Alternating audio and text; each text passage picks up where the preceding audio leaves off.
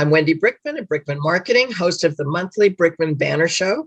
Today is my very special guest. I'm pleased to have author Joyce Krieg, who has written a brand new book, Pacific Grove at Your Feet.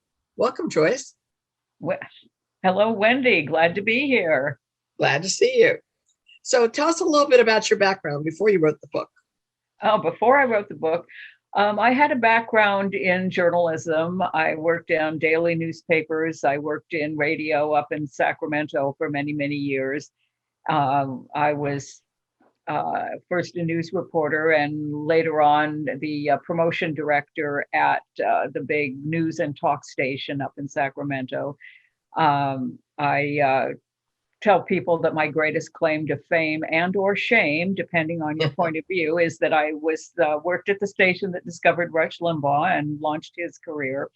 Then I moved up to Pacific Grove and I started writing fiction, and I had 3 mysteries published by St. Martin's Press. And I continued to do editing and ghostwriting and those kind of projects. And I also recently wrote a book about walking tours of Pacific Grove, which is published by Patricia Hamilton of Park Place Publications and Pacific Grove Books. It's a book that has 14 walking tours of Pacific Grove, and I walked every single foot of all of those hikes. And I have the worn out pair of walking shoes. Thank you. Thank you for bringing those. Probably multiple times, right? You've written. Yes. Some of them, yeah, definitely. So that's me. Great. So what will readers find inside the book? Okay. Well, I wonder if I should start sharing some of my pictures and visuals that I brought along with me to give people a better idea. That would be great. Yeah, there's that. And I click share, and we are so up to date now with just the 21st century. And then I want to say, there we go. Okay, there, yes. So yeah, this is the cover of the book, the beautiful magic carpet, which is just looking beautiful this year. And inside the book, we have maps and illustrations that go with each of the 14 walks that are in the book. And we cover everything from, of course, the rec trail that everybody knows with Pacific Grove. I have a couple of walks that are at Asilomar, the grounds, and also at the beach, low tide and high tide. We explore the cemetery and the lighthouse. There's also woodsy walks at places like George Washington Park and the Rip Van Winkle open space. And we even have a Christmas bonus where we do a walk through Candy Cane Lane. Great. And who did the illustrations? It was a woman here in Pacific Grove named Judy Obbink. And she did a lot of lovely pen and ink illustrations of the local, wildlife, birds, and plants, and the kind of things you would see on our trails. Oh, definitely. Anytime anyone comes, they're going to see beautiful deer. And right now it's fawn season, right? Yes. I know. I mean, they are so tame. It's not just in the parks. They'll walking around town. I see them downtown sometimes. It's just, they like it here. They live in Pacific Grove. They're right neighbors. Yeah. Okay, so there's a sample map, and I love that you count the steps as well for, which is great, and the mileage, and Yes, for those of us with our little Fitbits where we're keeping track of our walking. Every step counts. Sure does. And this is, but it's so exquisite. That's an especially exquisite walk because I haven't walked it all, but I've driven it all many, many, many times. And the Hopkins Marine Station itself, they have different views than any other parts. Yeah, very true. And one thing about Pacific Grove, it really is the perfect walking town that we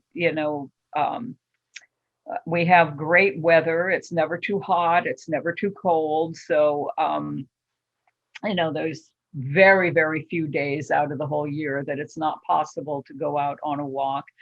And our trails are mostly flat. So, it's not like you have to be one of these Sierra Club types in order to do a walk in Pacific Grove. There's, I think most of them would be rated on the easy side for those who rate hikes by their level of difficulty.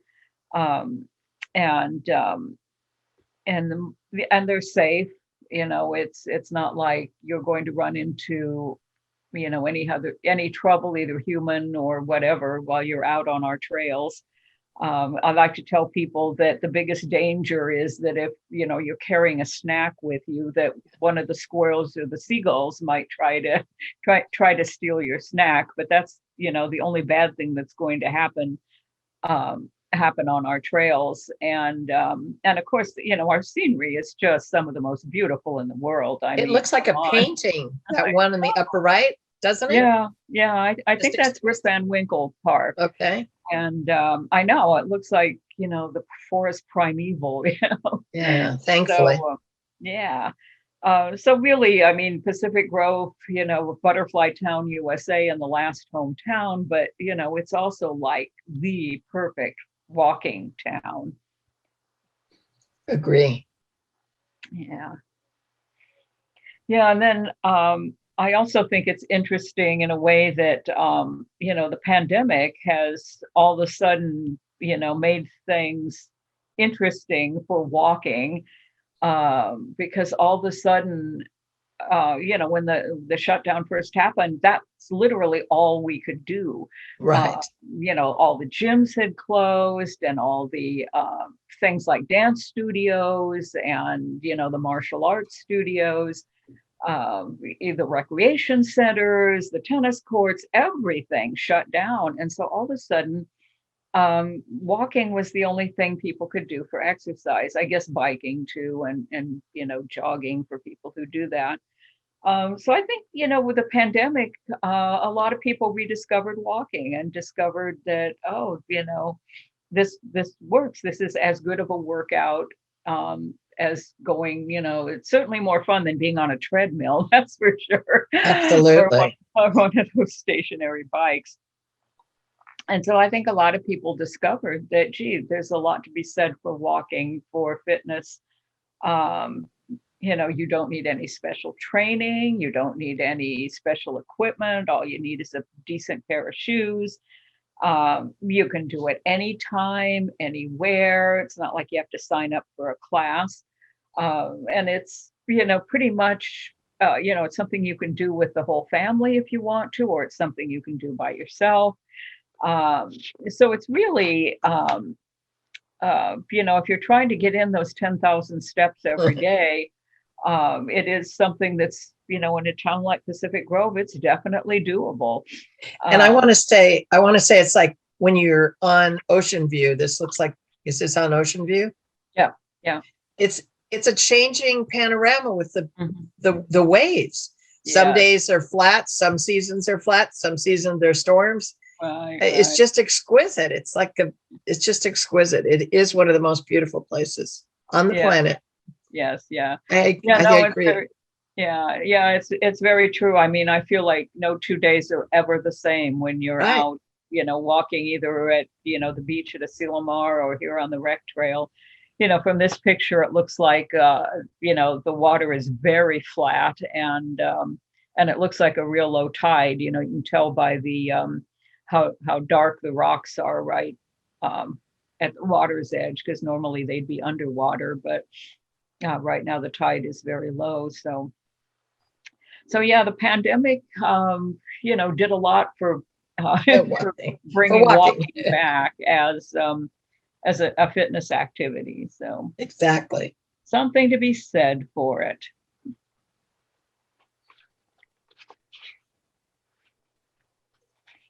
So,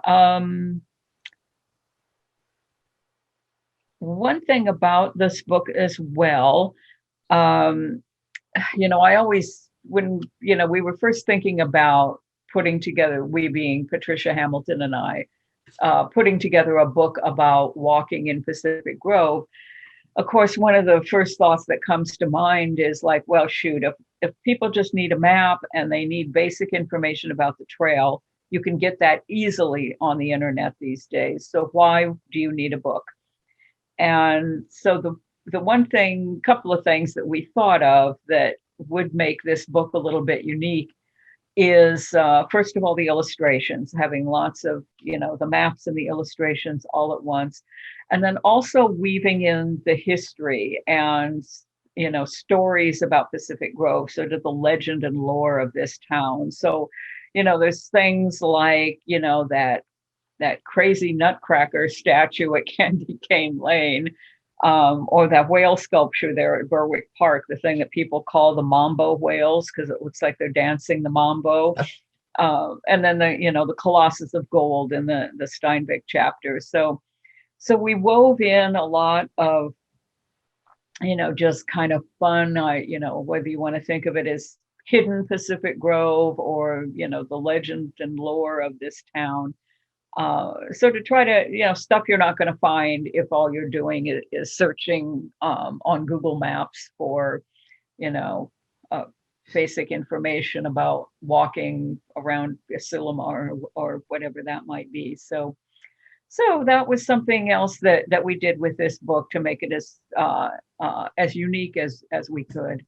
Do you see it something somebody would carry with them, and if they want to take a break at a bench, they could read at that point? Yeah, and they're looking at what they're reading.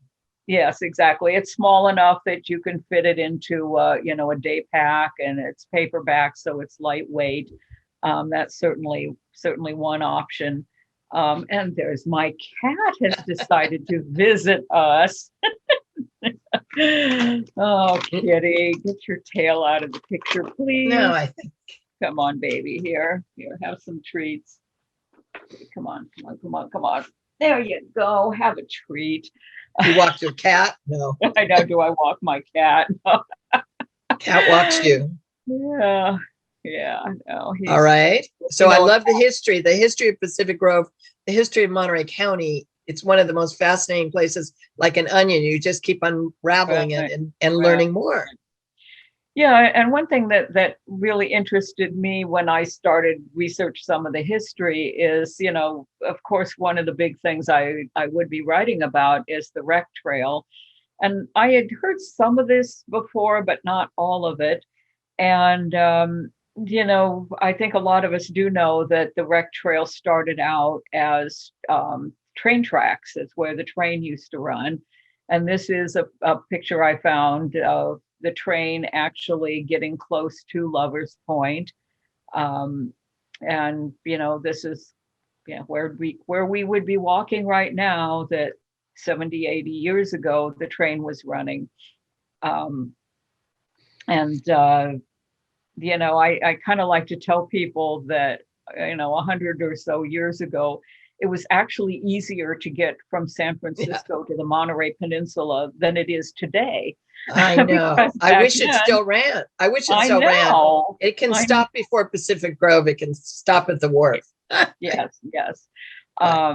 Because you could climb on a train in San Francisco and, sit back and read or knit or, chat with your friends or whatever. And a couple hours later, you're in your vacation paradise. And now, that certainly beats being stuck in, gridlock on 101, trying to get onto 156 and on a busy holiday weekend. So, Take Highway 1 to San Francisco. I like that way. Oh, yeah. If you got still have to go, through Santa Cruz and all that. Yeah. So this is a couple of images, one of these kind of yesterday and today kind of pictures. Of course, the picture on top is the Pacific Grove train station. Wow. And it basically was situated where the Monarch Pines Mobile Home Park is now, which is, right across the street from Lover's Point. Passenger rail service. Looking at my notes here, it started, or it ended rather, in the 1960s. They shut down the train station in PG, basically because of lack of demand. And then in Monterey, it ended in 1971, basically when Amtrak took over the nation's rail service. So that was that. But at one time, the train ran all the way out to Spanish Bay. And if it actually wasn't for the mobile home park, you could walk on the old rail bed all the way from the aquarium to the Pacific Grove gate into Pebble Beach. And you can kind of see, this is an old map, and that dotted blue line shows you where the train tracks ran after, the train station at Lover's Point. And it kind of curved around right before the cemetery and then went on to what is now Spanish Bay. And this is an overhead shot of the Pacific Grove golf links, and the arrow is pointing to that row of trees is showing where the train tracks used to run. It's very helpful. Thank you. Right. Yeah, and this is another image of the golf course. Now, that thing that looks like a path kind of there in the front, that's very obvious, that's actually a cart path. But where the arrow is pointing, that is another where the train used to run. Interesting. And yeah, you look at it and it does kind of start to make sense, because most railroad tracks, they are kind of, raised up a little.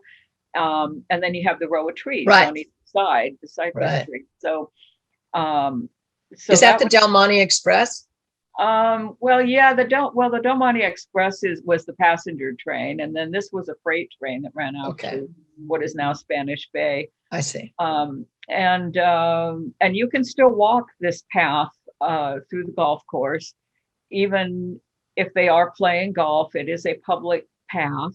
I usually do it late in the day when there's not so many golfers out there, so there's less chance of getting bopped in the head with a golf ball. But it is a public path through the golf course. So, and then the train. This is again another sort of yesterday and today images, where it used to stop at Asilomar in the summertime to drop off people that were attending the YWCA camp. And then this is, at the bottom is what the same path looks like today. And somebody, a team of volunteers built a replica of the little whistle stop there at Asilomar that you can see when you walk along the old railroad tracks. And that's a really nice walk, I think, when it's just like too foggy, too cold, too blustery to be out on the rec trail or out at Asilomar. You're just going to get buffeted by the wind. And this is a lot more protected, even though it's, maybe a quarter mile or so inland. It's much more protected and much warmer. And all in all, a nice alternative when the ocean is too blustery. And you'll see they have bird walks there, and you'll see lots of interesting birds. Oh, yeah. The guides get to do that. Yeah. This is just another image of the train tracks there that, or the rail bed of where the train used to run. And this is, the train getting close to what is now Spanish Bay. And you may wonder, like, well, why was this train running out to Spanish Bay? Because the resort wasn't there then. Well, actually, let me advance ahead a little bit. What was out there was a sand plant, a sand factory. They were mining the sand at what is now Spanish Bay. And if you've ever gone walking at Asilomar or that beach out there at Spanish Bay, how, that sand is pure white and it is so fine. I think of it when walking barefoot out in there, it's like walking through powdered sugar. That's just what it feels like. And so that sand is perfect for making glass. And that was why they were mining the sand. Sure. Out at Spanish Bay was, it was for, they put it in bags and send it somewhere to be made into glass. So that was that. And there's another image of the sand mining operation that was going on out at Spanish Bay. And but before that, before they started the whole sand mining, there was a lake out there where Spanish Bay is now. And I've heard it given different names. It's either Majella or Majella, Majella. I guess whether it's a Spanish or some other pronunciation. And this is one of the images of the lake that used to be out there. And I've seen old timers talking about swimming in that lake, and this is another image of the lake that is a mural that is kind of on a wall that's opposite what is now First Awakenings over there at Central and David Avenue. And it's two Victorian ladies that are riding on a raft in this lake. Paddleboarding. They're stand-up paddleboarding. Yes. Yeah, there you go. They're doing stand-up paddleboarding in their quite an outfit, Victorian outfits. And this is also a very early postcard. It's, you can see at the top it's saying sand dunes near Pacific Grove, California. That's what it looked like out there before the sand mine came along. So that was why the train was running all the way out to Spanish Bay. And and it actually kept going until I believe it was 1979. And the mine was basically shut down because of, there was a growing environmental movement at that point. And, the end came along for the sand mine. But, again, you talk to old timers, people who grew up in Pacific Grove, and they will talk about like being in school and hearing that train whistle, as it's going out to the sand mine. And, you can imagine you were sitting there in school and bored and can't wait to get out. And that whistle is just so inviting, it's so evocative. Yes. And like, I want to, ride the rails and go out there and hitch a ride on that train and, get out of social studies class. So that was kind of the history of, railroading in Pacific Grove. And you can still kind of, the path still, the train tracks kind of end there. This is Sunset Avenue. And then, but the walking trail continues if you cross Sunset. And this is between the Fishwife restaurant and Pacific Grove Self-Storage. Where the arrow is pointing, that is where the path still runs. And you can take that path all the way to the Pacific Grove Gate into Pebble Beach. And of course, now this is what's out there, Spanish Bay. So yes, it is. Yes, it is. The entire look of the entire place has completely and utterly changed. So that was just kind of, one of the things that intrigued me about, stuff that I really didn't know about Pacific Grove that much when I first started working on this book. So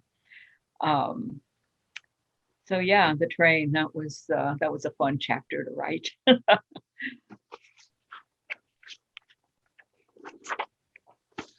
Those are the fire pits in Spanish Bay waiting for the bagpiper? Oh, probably, yeah. I didn't even look that closely, but I've done that a lot.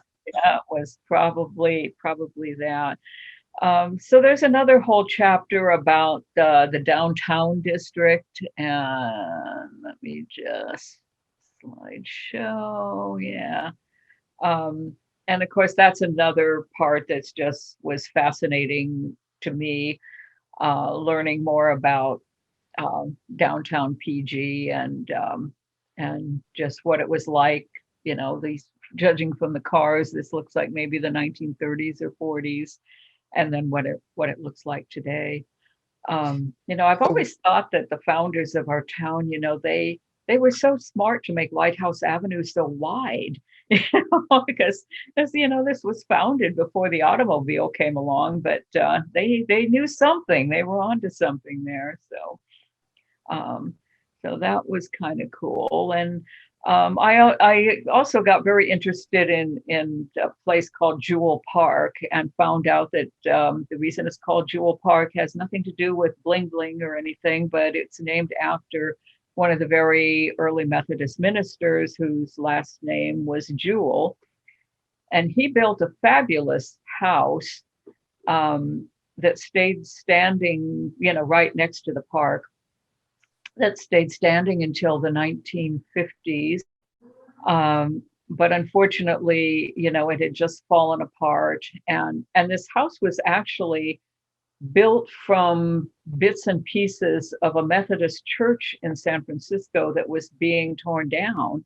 And he had it all taken on a barge from San Francisco to Monterey Bay and then rebuilt it here in PG. Interesting. Yeah. This was like interesting looking house. I know. I mean, this is the only picture I've been able to find.